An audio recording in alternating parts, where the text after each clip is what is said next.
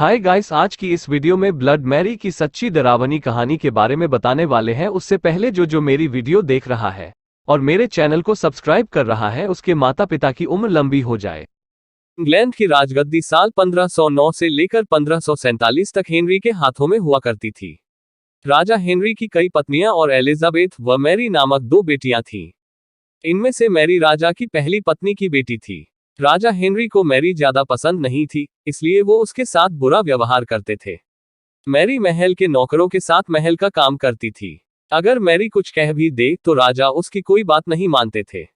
सन 1547 में जब राजा हेनरी की मौत हो गई, तो प्रजा की इच्छानुसार 16 शताब्दी के दौरान हेनरी की पहली बेटी मैरी को इंग्लैंड की राजगद्दी दे दी गई। वह इंग्लैंड की रानी बन गई।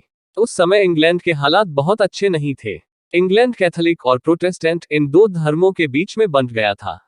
उस समय दोनों धर्मों के लोगों के बीच जंग छिड़ी हुई थी। रानी मैरी चाहती थी कि पूरे इंग्लैंड में सिर्फ एक ही धर्म हो, लेकिन लोगों ने उसकी यह बात मानने से साफ इनकार कर दिया था। इससे नाराज होकर रानी ने उनकी बात न मनाने वालों को मौत की सजा दे दी थी। वह ऐसे लोगों को जिंदा भी जला देती थी। रानी मैरी की इस क्रूरता की वजह से इंग्लैंड के लोग उससे नफरत करने लगे। ऐसा भी कहा जाने लगा कि रानी मैरी कुंवारी जवान लड़कियों के खून से नहाती थी। उसका मानना था कि उनके खून से नहाने से वह ज्यादा दिनों तक जवान रह सकती है। कुछ सालों बाद रानी मैरी ने शादी कर ली और कुछ समय बाद इंग्लैंड में एक खबर आई कि रानी मैरी गर्भवती है और जल्द ही उनके राज्य को उनका नया राजा भी मिल जाएगा। इस बात से हर सभी खुश हुए, लेकिन उस समय रानी मैरी के साथ बहुत ही अजीब घटना हुई। उनके गर्भ से किसी भी बच्चे का जन्म नहीं हुआ, बल्कि कुछ ही महीनों के बाद रानी मैरी का पेट फिर से सामान्य हो गया। वहां के ओझा लोगों ने अपनी तंत्र विद्या से बताया कि रानी मैरी के गर्भ में कोई बच्चा नहीं बल्कि एक भूत आकर निवास करता है। कुछ समय बाद फिर रानी मैरी के गर्भ में वही भूत आकार रहने लगा और वह फिर से गर्भवती हो गई। इस बार भी रानी को कोई बच्चा नहीं हुआ और उस घटना के कुछ ही दिनों के बाद रानी मैरी की मृत्यु हो गई।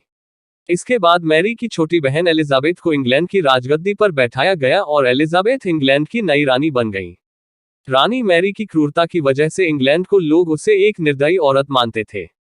वहीं जब उसके गर्भ में बच्चे की जगह एक भूत का निवास होने लगा, तो लोगों ने उसे शापित भी करार दे दिया और इसी वजह से उसे लोगों ने ब्लडी मैरी का नाम दिया। कहानी से सीख। ब्लडी मैरी की कहानी हमें यह सीख देती है कि अपने निजी विचारों व सोच को लेकर दूसरे लोगों पर दबाव नहीं बनाना चाहिए। शांति और करुणा से लोगों का ख्याल रखना ही मनुष्य का धर्म है।